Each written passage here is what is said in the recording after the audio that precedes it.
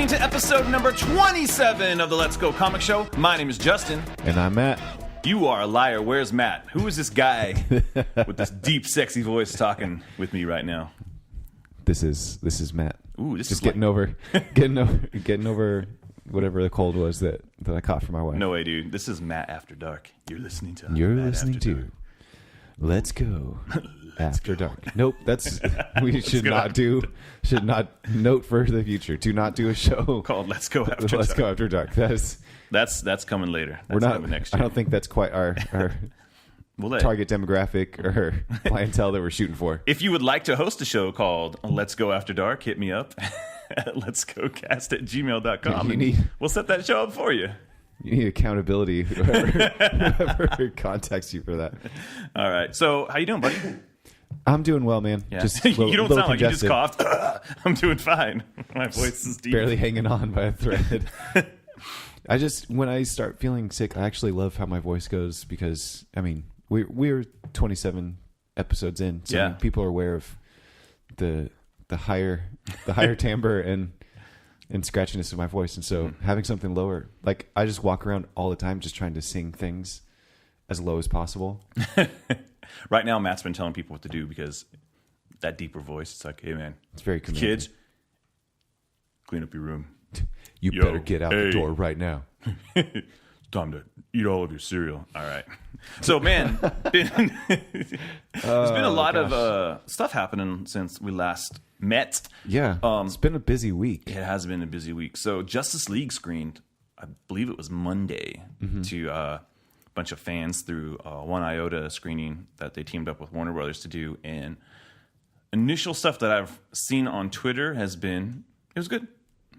Like I haven't read anything. It was amazing, but you never know. You know, fans tend to go to these things, so they get. I'd imagine most of them aren't able to really, go into detail or talk. Yeah, there was a few things I saw where Warner Brothers told them to take it down.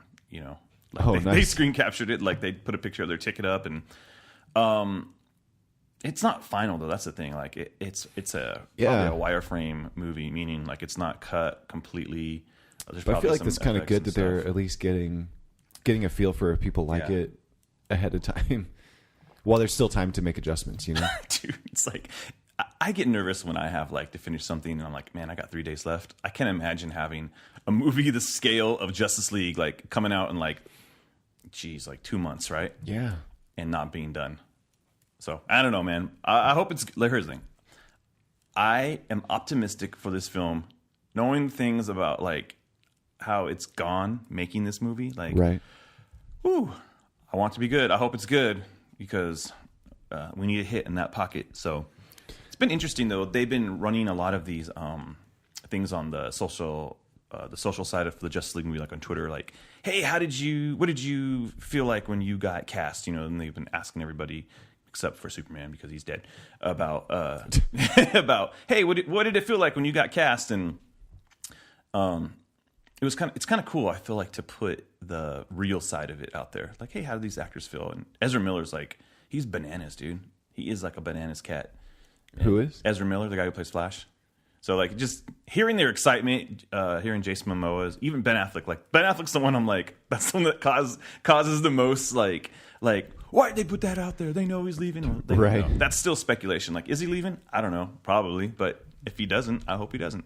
But yeah, but it's cool putting that out there to see, just to show the actors and their enthusiasm for it. It's cool. So yeah, and I think you know what that made me think of? Like it's obviously not confirmed. Like we can confirm that there was a screening of Justice League, but the rumor is going around that the Flashpoint movie might include Wonder Woman.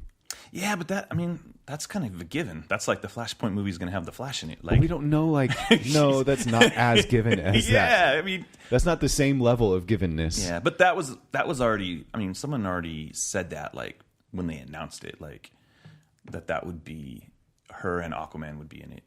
So interesting I hope so. Stuff. Yeah. I mean, if they do Flashpoint, and if they do Flashpoint in the sense of an actual adaptation of the comic story, cool. I mean, they did Age of Ultron for Avengers, and that wasn't anything like the Age of Ultron movie. Yeah, and that's why I bring this up, because I'm not expecting a very accurate Flashpoint. Well, I mean, the TV show version of Flashpoint was not accurate at all. they just hinged on a term we know. Oh, Flashpoint. There's nothing Flashpointing about that except nothing. Freaking Dave from the Arrow. The sex of his child changed. Yeah, I have a son now.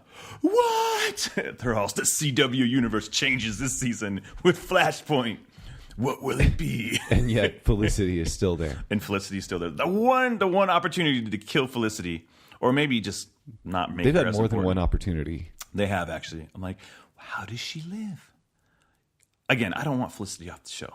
I just don't want her to be as prominent. Let her be like a reoccurring character that works in the office. That's like, hey, Oliver. Felicity was a great character in season 2. She was a great character in season 1. That's true. It was like the back half of season 1. Like she was. I thought she was cool. She was funny. She was quirky. But then, yeah, season 2 is where it all hit the fan. Anyway, so speaking of the CW shows, like I was just pondering life the other day, and I was thinking, man, I am not excited for any of these shows to come back. Like I'm not anticipating them all like I used to. Really? Yeah. Did you watch the season finale of Arrow? I watched it with you. We watched it together on your couch. Dude, I forget when we hang out, apparently. Yeah, nothing matters. That's not true. It's cool. Whatever. We'll move on. No. So, yeah, I just don't. Not to say I'm not going to watch them. I'm just not anticipating them. Like, I'm still anticipating, like, oh, I want to watch Walking Dead when that comes back, even though I'm getting kind of tired of it. Okay. Because the last season of Walking Dead was just like, what? But, like, with these shows, I'm like the stuff I've seen with Flash, don't care. Like, Flash just, Legends of Tomorrow, I didn't even finish last season. Because I was just kind of like, man, I'm just not into it. And I want to, and then, like, Supergirl is just kind of, I'll watch Supergirl if there's something like, oh, Superman's going to be on it, I'll check that out. Or, it's a crossover, okay. Because I actually like her character. I just don't like how everything else is on that show. Like, Jimmy Olsen's now the Guardian. Yeah. No, I think we've both agreed on that, too. Yeah. Because she's fantastic the way she plays Supergirl. Like, it's just really, really good. Yeah. I think that, it's hard because Flash, I feel like that was the weakest season they've had this last season. Like, it just didn't feel super compelling. I mean, it had moments that were cool, but I don't know. Like, it seems to like they're gonna like Barry and Iris are gonna get married. Like, Barry's gonna like. I don't know. They're just. It seems like they're making a big deal about like I think the title for like the trailer for it was like The Flash Reborn or something like that. And so, hey, if they can make him opportunity to call it Rebirth, dude. If he was like less mopey and more like optimistic about life, I'll take that. So I don't know. I'm optimistic going into it, but like, did somebody say like, oh, Iris and Barry have couples counseling this year or season or something like that? And it's like, what the heck, dude? Like, it just, I don't know, man. I don't know. It's just the Flash costume looks better. That looks better. It's still not like one more step. I don't know if it ever will one be, more dude, step. on the CW. Yeah, let's be honest. That's true. But really, like, we watched the season finale of Arrow together, and you're not wanting to figure out how that goes down. I felt like that was the biggest cliffhanger they've ever done. It's not like I don't want to. Like, I'm down to see it. I'm just kind of like... Sounds like you don't want to, though. I'm not excited about it. I'm not excited. Fair enough. But I do kind of want to see Cisco more involved. Like, he's vibe. Like, he's wearing the costume and stuff. So stuff like that kind of makes me... Like, as I talk about it, okay, I'm looking forward to that stuff. But, like, the show's called Flash. You should really care about Flash. And I'm like... Are you going to be wishy-washy, mopey, breakup, CW, every episode? I'm over it, you know? Yeah, I wish they could kind of pull themselves out of that cycle. Yeah. And we talked about it, I think we talked about it before when we were referring to like some of the Netflix stuff. But, man, if they like chop 10 episodes off these seasons, I think it would be better. 15 episodes?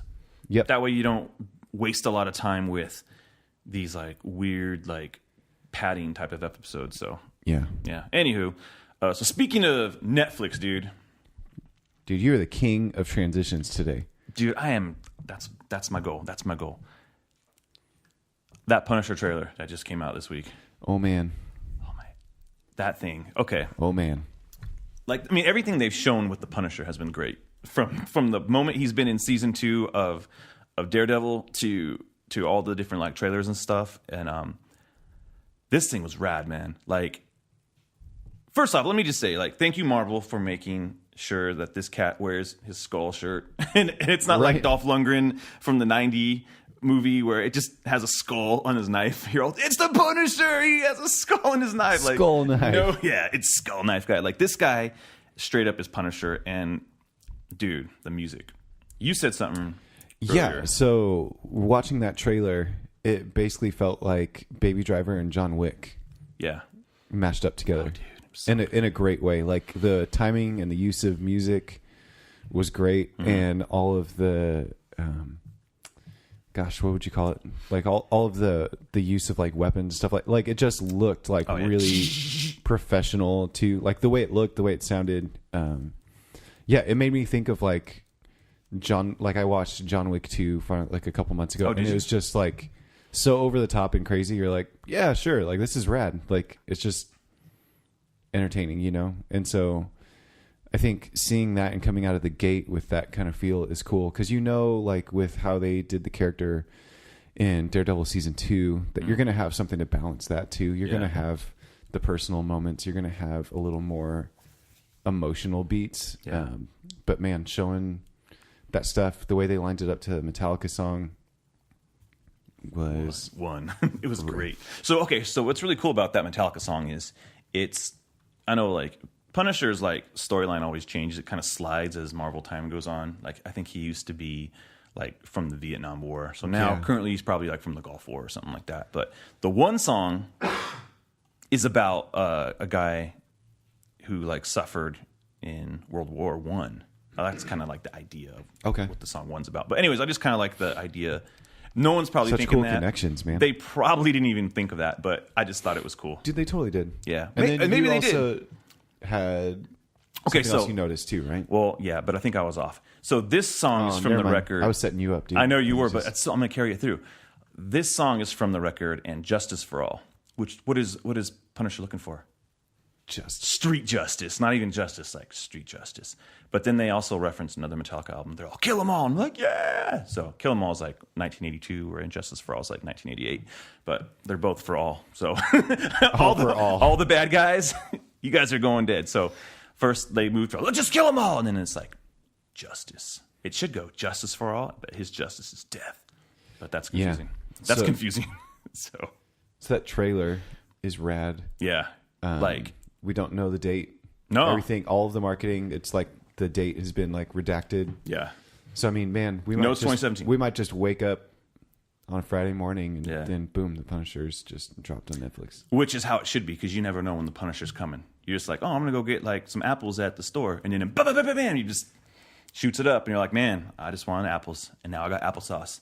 Oh, dang! So yeah, so last night on Twitter, one of our friends was like, I tweeted it, and he's like, when's the date? And then we went back and forth, and I'm like, what if they drop it on Thanksgiving?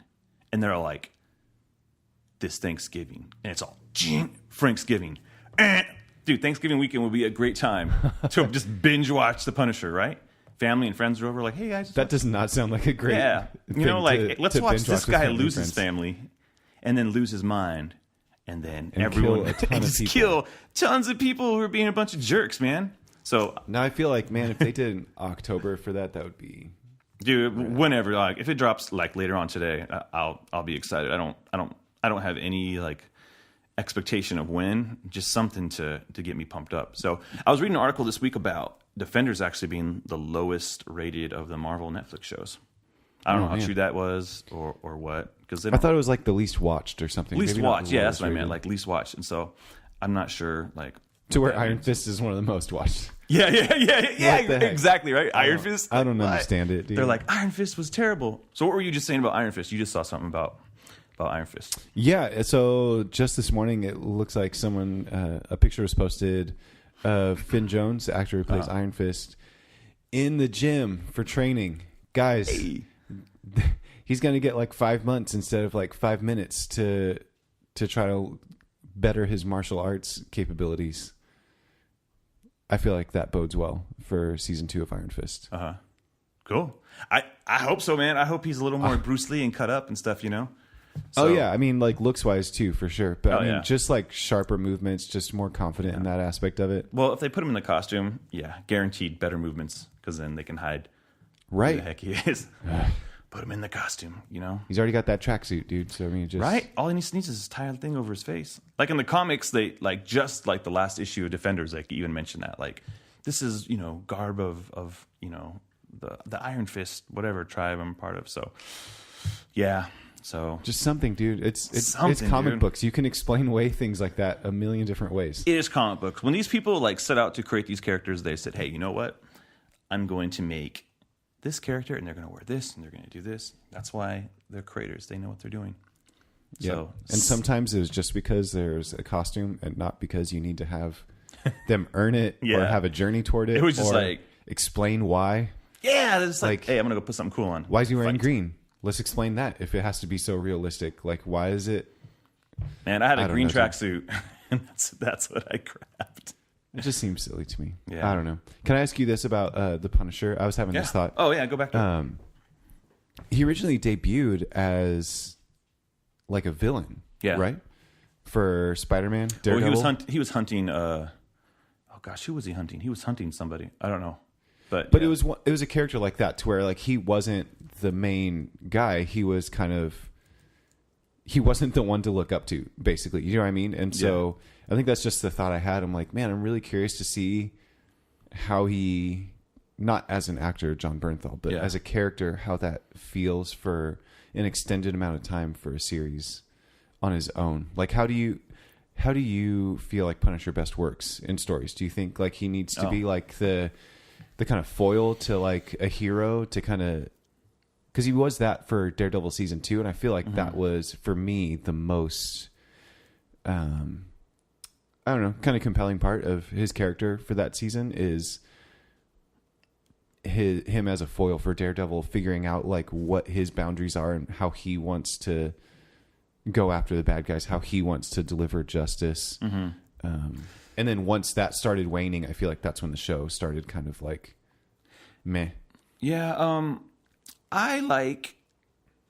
I've read Punisher off and on. Like, I haven't been like, I'm reading every issue of the Punisher. Because in the early 90s, it was like Punisher was everywhere. He had like 4 books going. And it was just like, that's just where it was. You know, War Journal, Punisher, Warzone, like Punisher Armory. Like, they had all these different books that he was in. When my favorite Punisher stuff, I think I started reading War Journal. Because I read this story where he was like on an island and he was fighting Jigsaw, and I remember it was kind of crazy. Again, I was little, I was like 12 or something, and I'm reading Punisher, Dang, right? Dude. And Jigsaw, like, I remember he got his face put back together. Like, it wasn't like disrupted anymore because he was on some crazy island. And so him and Punisher have a showdown in the jungle, and like it was funny because Punisher, like, he doesn't have his costume, so what he does, he finds some type of like black mud and he puts like a skull on his chest, and he's like, they're just in the jungle fighting, and at the end, Punisher like shoves Jigsaw's face into some type of like cactusy like plant, and just like, no, and it's all like messed up again. He's like, I'll get you, Punisher. But love how all of his motivation is based on how his face looks. Yeah, right. Well, but there was more to it, but it was just like, dang it, you got me again, Frank. But the stuff that I really loved was, it was the Garth Ennis stuff from the Welcome Back Frank story, when it was after they killed Punisher, like when they launched Marvel Knights. I was going to say he was part of like Marvel Knights. Well, right? They launched him back as some like avenging angel type of thing, and that was really dumb. So they kind of like one-paneled that and said, oh yeah, that happened. Never mind. He's back to being Frank Castle. That story was cool. When Frank's going after like the mob, and there's like an overall like storyline. When they brought in like supporting cast and stuff like that, they kind of touched upon that in the Thomas Jane Punisher with like what's his name? I can't think of the guy's names right now, but he had the neighbors and stuff. It was kind of cool. Yeah. It kind of became his family. I kind of like that. I kind of like that in the books where he had people to look out for. It's always good. Like, I don't need anybody, but kind of do. They help flesh it out. Well, and he has someone to look after. Yeah. It kind of makes a little more sense for him to go after the bad guys then. Like, yeah. You know what I mean? Instead of like, I'm just going to rampage just because. Yeah. I don't know. I mean, I like that better when he has a mission.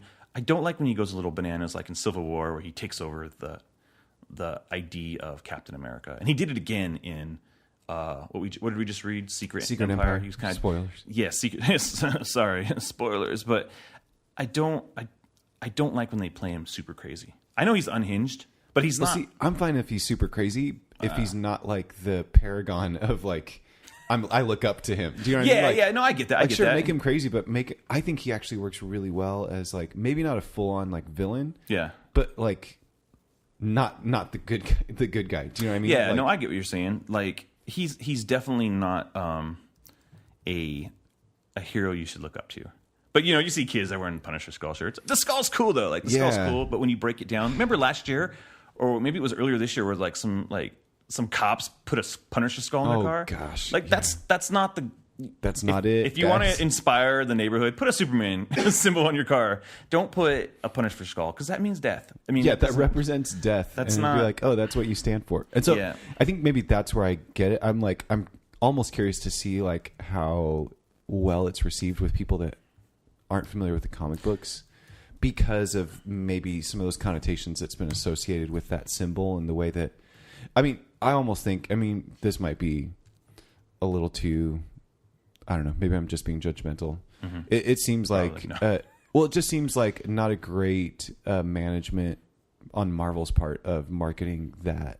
Oh yeah, I would say that symbol. Do you know what I mean? Like it's like, man, you guys could have been a little more responsible with how you've used that and let it be used by people. But you can't control people. I mean, you can't. If I want to paint it on my, get a tattoo on it and then go on a killing spree, I'm nuts. Like. They can't control that. Like people will adopt things for however they want to, True. But I understand what you're saying too. Like it's just like the whole Captain America thing, making Captain America like a Nazi, but he wasn't really. But we all knew he wasn't going to go back to being Captain America, right? Right. Like I just watched Captain America, Winter Soldier, First Avenger last night with my kids. Actually, over the last 2 nights.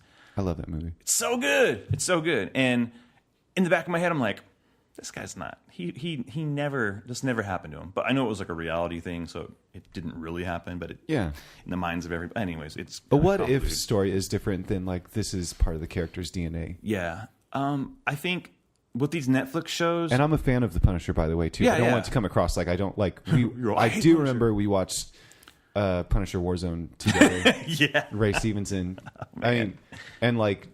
Yeah. Enjoyed that. Yeah, that was a bananas take, Like I think Ray Stevenson looks like a good Punisher, by the way. I think he carried him like he looked like a good Punisher. But I think with the Punisher, like when like these Netflix show, like, we haven't seen it, but like the way he was on Daredevil, I think that was like the truest form of who he is, and that's when he works the best.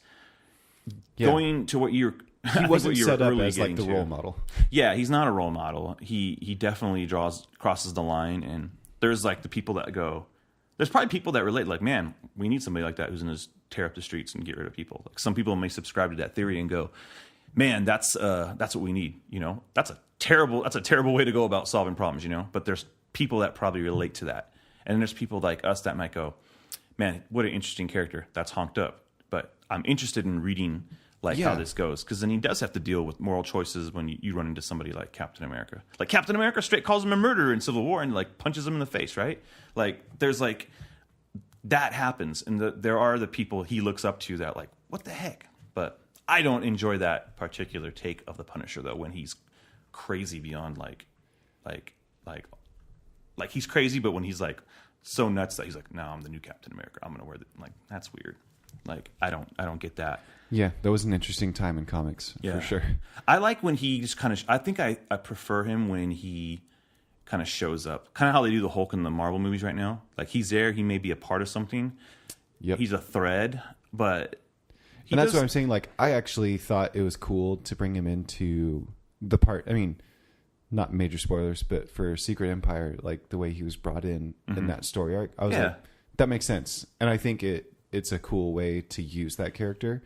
And so that's all I'm trying to say. Like going back to my question is like it's more just a curiosity to see like carrying his own series, like how that's gonna go, because we're gonna have 8, 10, 12 hours of him instead of 2 hours.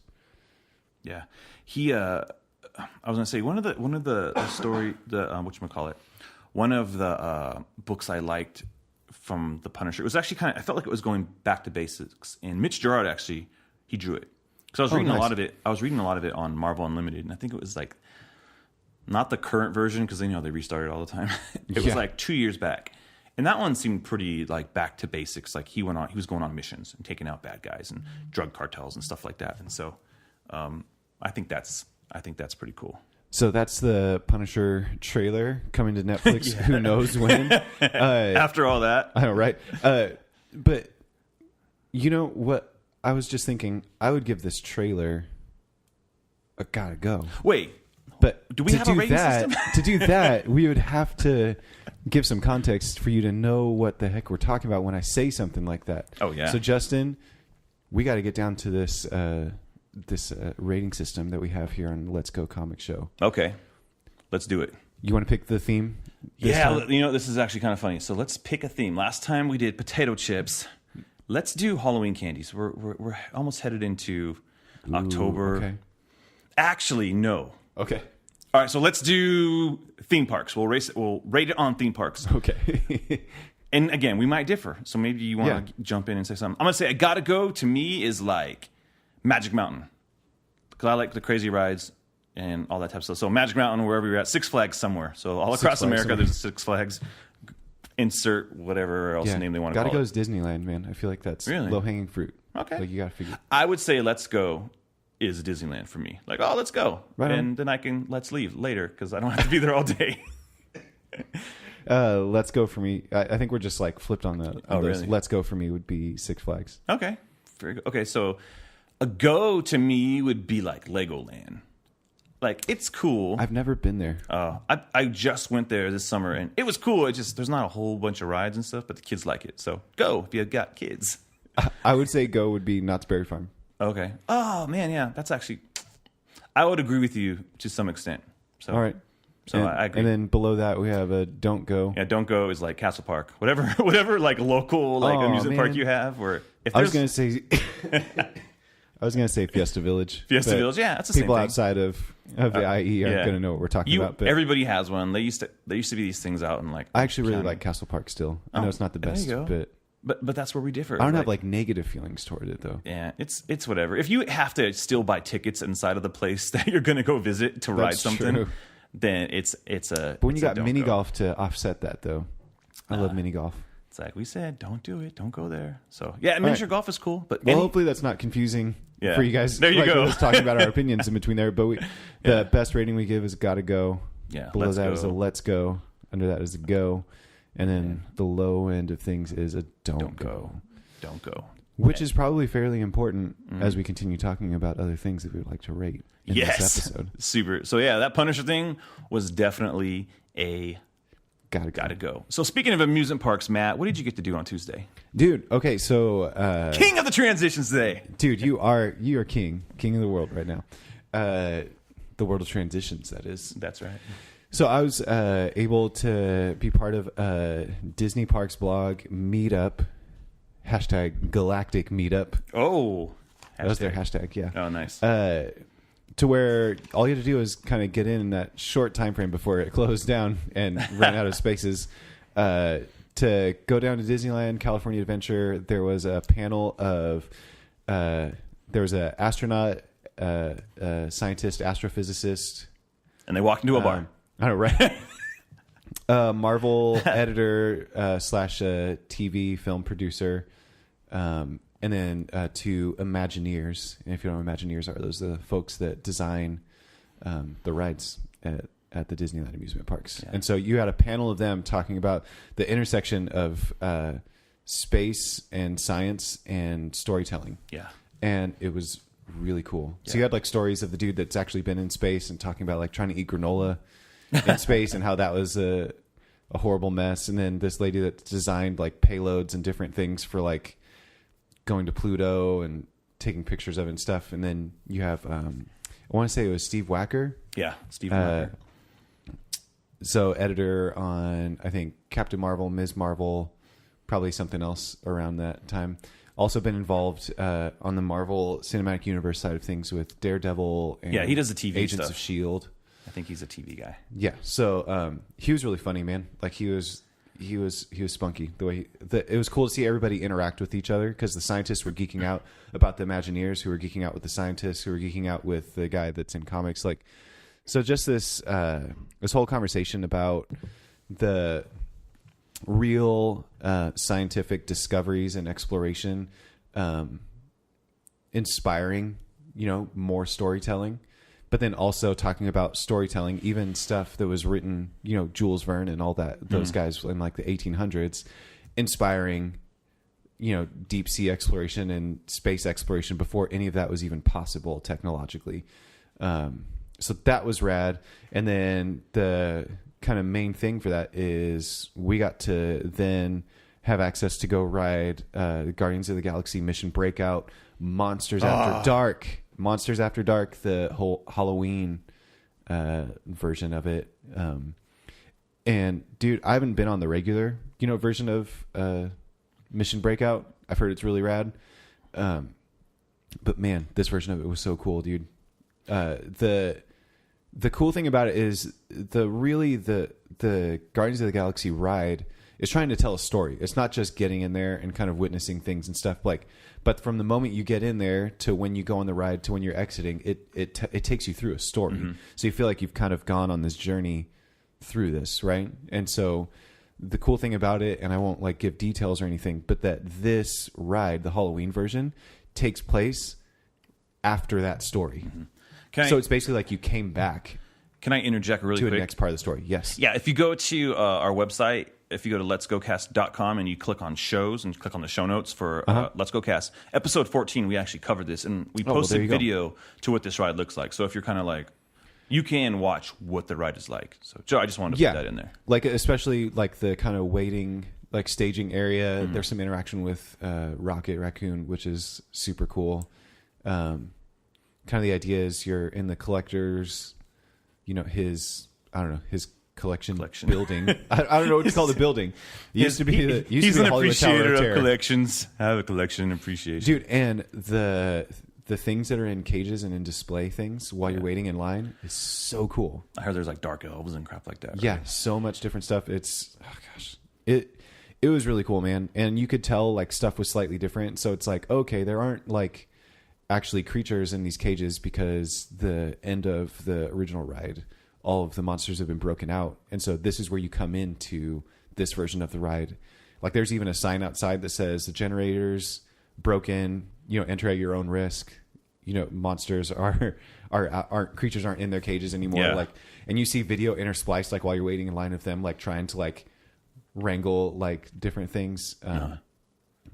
And so I don't want to give away any more of the stuff. Sounds awesome. Really cool. There's this super metal custom song that they do for it, and it's literally Monsters After Dark.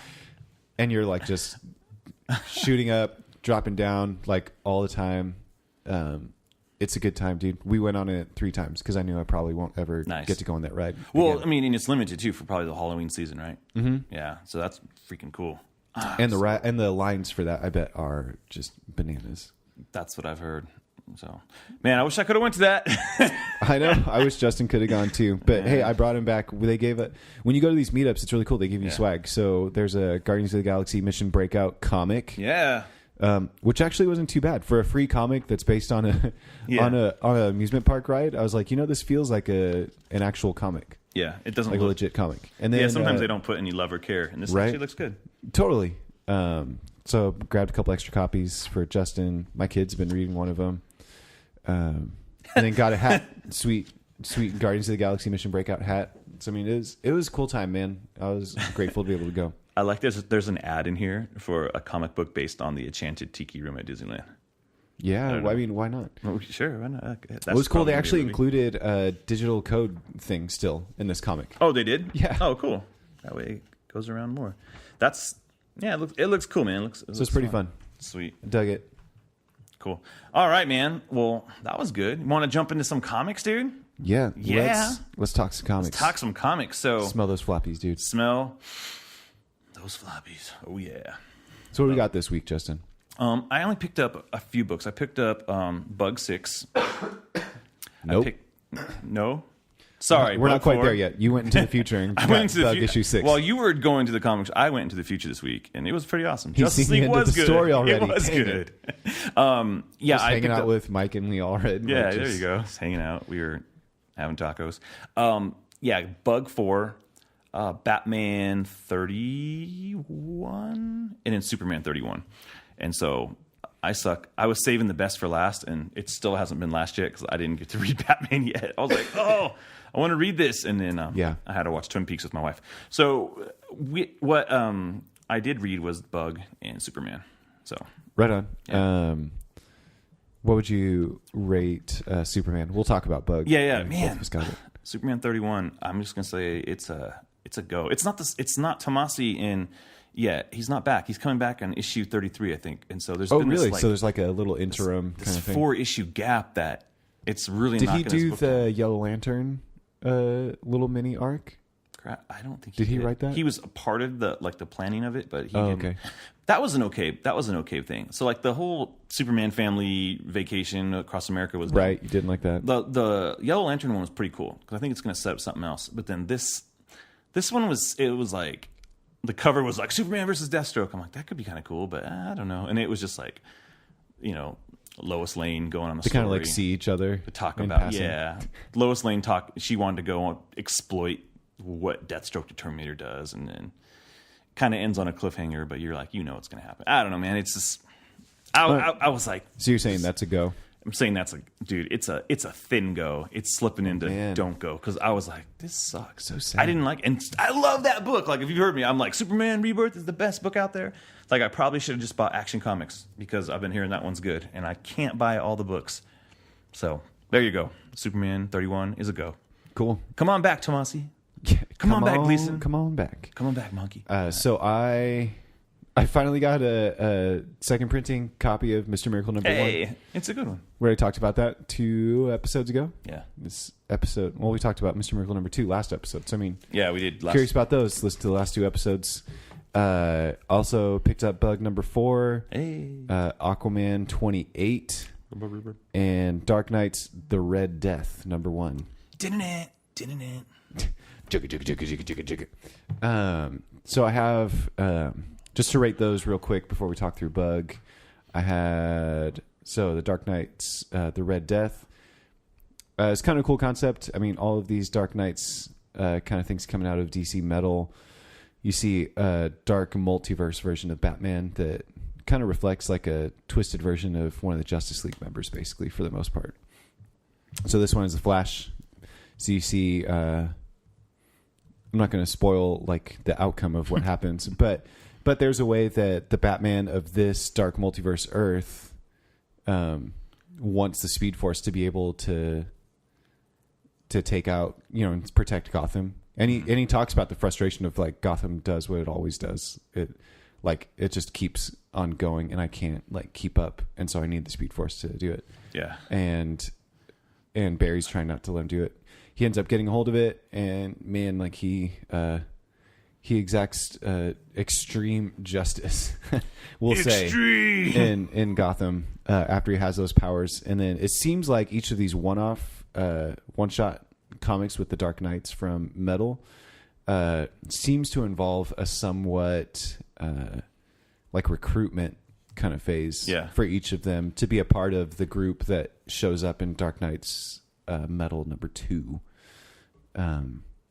So I think that's interesting. I think that makes it worthwhile. Yeah. And also I think the dynamic they set up with what this Batman the Red Death, like what his thing is, I'm like, oh, that's actually kind of an interesting idea. I'm curious to see the character a little more and what that means. But then it also is the narrator of this seems to imply some things about what the dark multiverse is and how it works. And so I think that also makes it worthwhile. I don't know if they'll recover that in each of the one-shots so that people don't miss it. But I think it helped me understand like what the heck the dark multiverse is, other than something that just kind of sounds cool. That's Dark Knight's The Red Death number 1. Yeah. And I would give that a let's go. Really? Man, I want to read the art's these. Decent. Yeah. The cover's really cool. Jason Fabok is doing these covers, and every one of those covers. Jason Fabok is just killing it on these covers right now. And he designed the Dark Knights. Did he? As well. Oh, dude.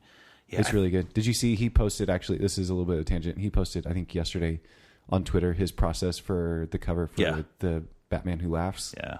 That one's crazy. Looks dude. Gnarly, man. DC is going to put a whole box set of action figures of this stuff out. I know it. That is going to be the most honked up action That's figures. going to be the most honked up cosplay next year at Comic-Con. Oh, no, freaking Hellraiser looking Batman. So you have that.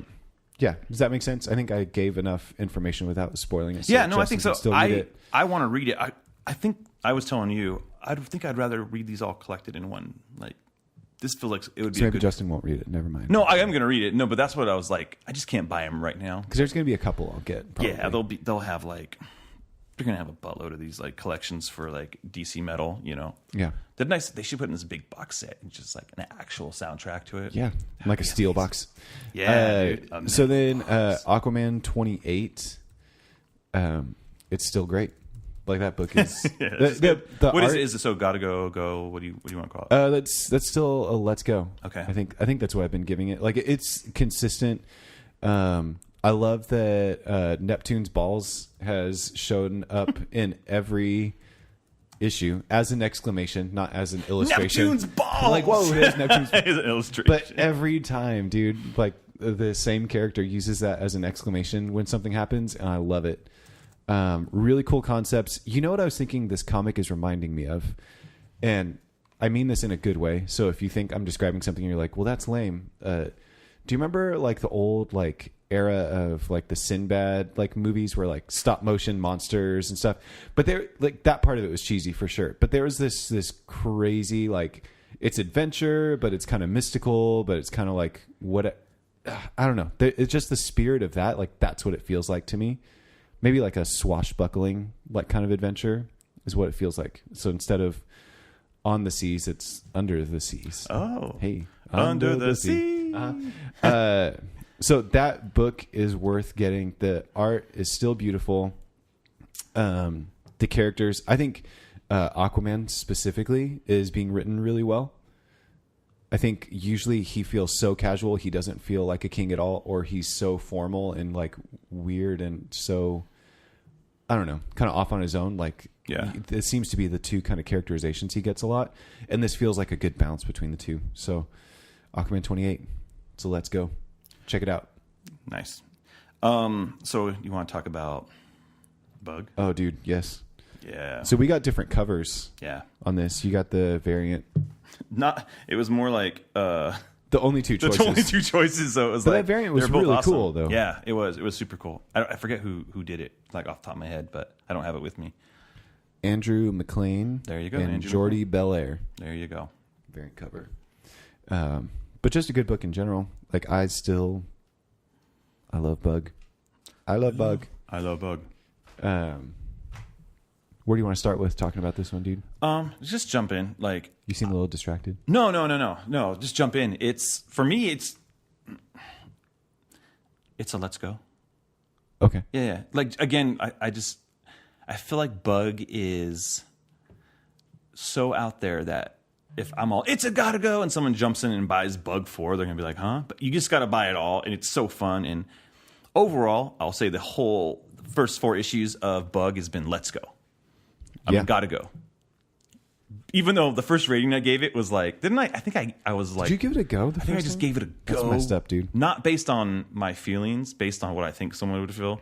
So I don't mean to be all over the place with the rating. This comic is like one of my favorites. It's just I look forward to it, and like the Allreds are making such a bananas like book. It's just one of those deals where it's hard-earned money, and I'm like, give it a shot.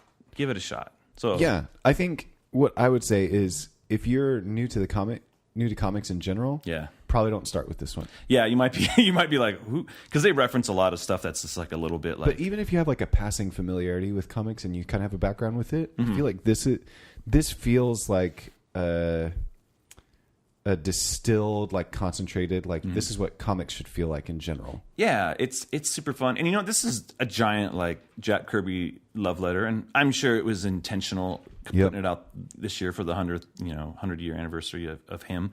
A lot of cool concepts. I love Dead Man.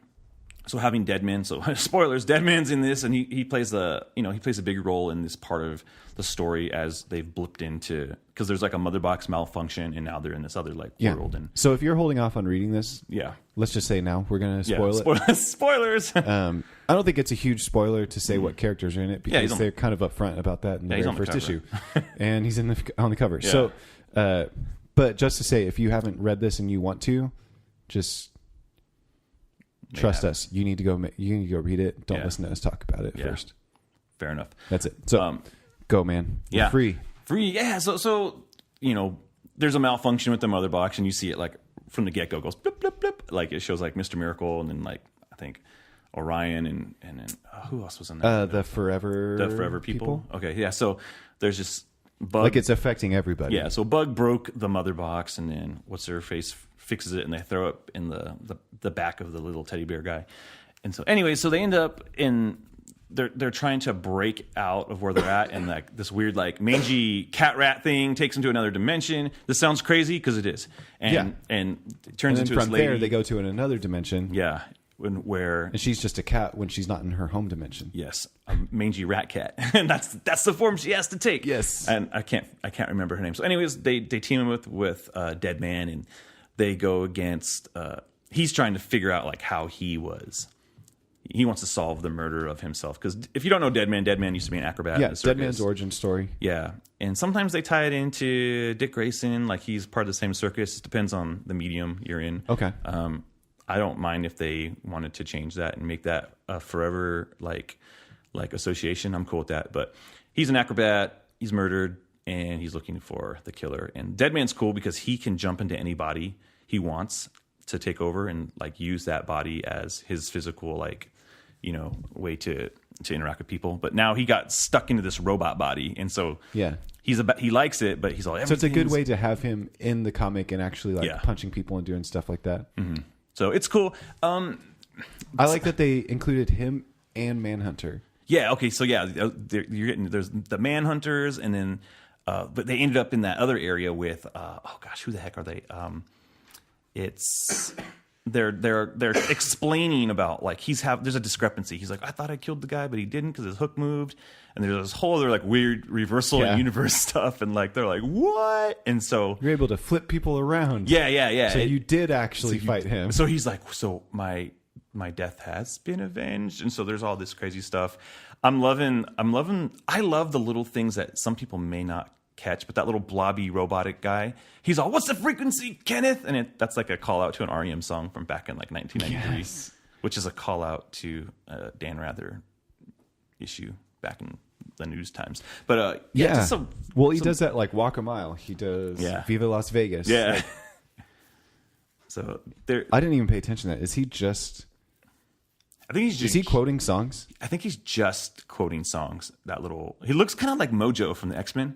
Totally. Yeah, like I definitely got that vibe on him. And I love that he's saying this, and this guy's, the robot is translating for him. And at one point he's like, I don't know what that... The translator's like, I have no idea what that means. So it's just a big, fun comic, and there are some little fun things in there where like Bug's like, they're talking about how Bug smells really bad, and like that he hasn't unlocked his... He pulls up like a heads up display, like his settings. He's like, how come no one told me I smelled? And he's like, you didn't read he like gives it an acronym, basically your like guide on how to like turn your smell misters on or whatever it was. So this whole comic's so fun. It's like, as there's a story going on, there's these little quirky like little parts where it's just like it extends the personality and kind of makes that feel like they're just real people. I love like it's great when you have a story, and the whole run has been like this so far. Mm-hmm. But you have the story, and you have the information and the characters and the stuff and the plot rolling forward. Yeah. But in the midst of that, you have like meta stuff where like if you know what it's a reference to, like the REM reference, like it adds that extra layer. And so my favorite one of those is when they're arguing over who's going to jump in the skylight to like take out the bad guys. Yeah. Did you catch that where they're like arguing? So you have Manhunter, like, I've heard enough. Thanks for your help, but this is my caller. You know, Deadman says, says you, get in line. The hook killed me first. Yeah. And then Bug is like, here, hold my bear. I've got this. And I was like, hold my beer reference, like, is just, here, hold my bear. Hold my bear. What? I don't know. I thought this was the easy joke. I thought he was going to go, I'm the one with the collar, because Deadman has that big collar. I don't know. I thought they were going to go with that joke. Oh, nice. Yeah, but they didn't. I was like the hold my beer. Yeah, hold my beer. Here, hold my beer. Hold my bear. Oh, I wanted to go back. Remember when they're trying to use that lion medallion because it helps like unlock the truth? Yeah. And I thought it was really cool that like Bug was like, you're trying to be this, you're trying to be that, you know, you're not even a real bear. He's all, I'm the only one who's being me. I like that part. And it worked for him. And I feel like that's what he's learning. Like, it was our first glimpse into like, all of this has kind of been like, what's the point of it all? It's other than it's fun and crazy and out there.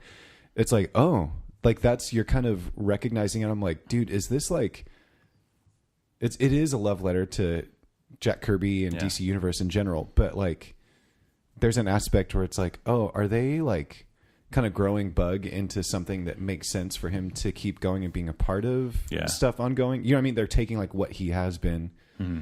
I don't know, and even from there you get a little bit not too long after that, some of the people that are in what's it called? They are auctioning. There we go. Auction's the word. The people that are in the auction, you have the one that kind of sneaks out because he notices like, oh, Forager's alive. Like, I need to reassess this back on Apocalypse. And like, oh, okay. So there's a little more glimpse into like a deeper or bigger part of the story there too. So. And can you just say like the art's amazing in general, but the color really stood out to me in this issue. Really? Mm-hmm. That's a Laura Allred. Yeah. So again, the whole Allred fantastic job. It's great. Yeah, I love this. I love this book. It's so fun, man. It's just there's only 2 issues left. I hope that they do like a crazy like collected edition for it because I think I'd probably buy it. Oh yeah, 100%. Super fun and quirky, and I wonder when we'll see Bug again because he's kind of been this like random like character in the Fourth World and stuff. So I hope he pops up in another situation somewhere. Yeah, it'd be really fun. And I just want to see Mike Allred just keep drawing Jack Kirby characters. Yeah. Like, they should have Mike Allred just do I would buy Mike Allred and Lee Allred freaking like Fourth World book if they just did it. Oh my gosh. If it was just called Jack Kirby's Fourth World, I would buy that. That'd be amazing. Cool, man. Yeah. Bug number 4 again. I agree. Let's go. Yeah, it's so fun. And that cover, dude, that should be a t-shirt because that's awesome. It is rad. I think this would be my vote for a cover of the week. Yeah, this might be the cover Bug, of the week. Bug number 4. Bug number 4, dude. So good. Good stuff. Those are our comics for the week, too. Those are our comics for the week. That was good stuff, man. So, you feeling good? You feeling good about everything that you got this week? Good purchases? Yeah, it felt like a good week. It's been a fairly heavy couple of weeks as far as the number of books. Yeah. But I feel like the content for the most part, like what I've been getting, like I'm really happy. Yeah. The limited series that we're both reading are kind of like moving along. Mm-hmm. I'm pretty happy with the ongoing series, like Aquaman and that kind of stuff that I've been getting. Like it seems like they've seemed like good choices, which is nice. Yeah. One thing that has been cool is I feel like the quality of most books has been great, minus these Superman issues. I've been like and that Flash issue last week. But yeah, I'm okay now with just dropping stuff. If I'm not loving it, I'll drop it because there's good stuff out there, and I'd like to read different stuff. If someone's like, dude, you've got to read this, you want to create capacity so if something comes up, like you can jump in on it. Yeah, because comics are a luxury at times, and I want to buy what is good, and so. I'm serious, man. If Superman, it did 3 more issues of this, I'd be out. And I'd just jump back on. I don't care about, having every issue anymore. I just want the issues that are good. So, let me know. Let me know what's going on, DC, because maybe I'll just skip when you, change my team. So change that team. Or replace the team. Sometimes I'm like, man, editors, are you reading this story? Is this compelling? Because I'm just I don't know, man. It just feels like a filler issue. Didn't connect to me in any way, man. it's just how I feel, man. So make your comics good, man, because everyone's competing for my dollar. Like, why wouldn't I go and buy something else at some point? I'm like, man, maybe I should have bought like the Flash Red Death, or what the heck was it called again? Yeah. Like, I should have bought that, because at least that sounds like you were super excited about it. Or Superman made me, like, halfway through, I'm like, I don't even want to finish reading this. But that's never good. With the hope that, oh, is it going to get good? Is there going to be like this, like, oh crap moment? And it wasn't. It was like a commercial for Deathstroke, and it wasn't even a good version of it. So there you go. All right, Matt, tell me, how can I hit you up on social media? You can do that. Hit me up at Matt Ritchie, MattriChey. Yeah, and it's just text, so your voice will not be sexy online, but we know we can keep this in it'll our hearts. Be neutral sexiness. So when you read like a Batman comic, sometimes you hear Kevin Conroy's voice. Maybe when people read your tweets, maybe they'll just hear the sexy Matt voice. Picture this voice. They'll be like, "Wow, this guy's super passionate about music. I can hear that voice." So, what about you, Justin? Yeah, I am J_Rocka on Twitter. And then if you want to just hit up the show, we are Let's Go Comic Show on Twitter and Instagram. You can go to our website at www.letsgocast.com, or you can check out our other show, the Let's Go Podcast. And you can check us out on YouTube as well if you're like, hey, man, I like to watch YouTube and listen to shows that way. So youtube.com/Let's Go Podcast. You can do that there. But if you want to look fashionable and stylish and, getting close to the holiday season, maybe you want to buy some people some stuff, you can go to letsgocast.com/merch and pick up some stuff, and that helps out the show. Yes, it does. Now, if you want some free merch, you can still make something happen. We need you to go to iTunes Store, search Let's Go Comic Show, and leave us a 5-star review and an amazing comment. That helps out the show. Plus, it'll get you in the drawing for some free swag. So do that for us. That would be super amazing, and we would appreciate it. Indeed. Oh, yeah, indeed. My name is Justin. I'm Matt. Let's go. Let's go.